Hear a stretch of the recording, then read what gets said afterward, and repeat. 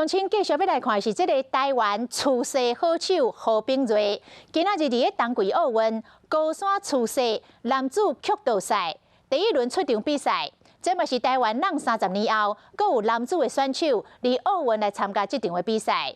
也毋过实在是真无彩，因为北京最近落大雪，这个比赛的场地是旧雪阁来砍新雪，难度变真悬。何炳瑞一个出发，都因为速度较紧，错过机门。虽然拼力要阁甲救回来，但是到最后的阶段，阁因为这个雪崩去交着机门，摔一个真正力。上尾也是工作人员甲扶起来，离开比赛场，无法度完成比赛，嘛无法度参加第2轮的赛事。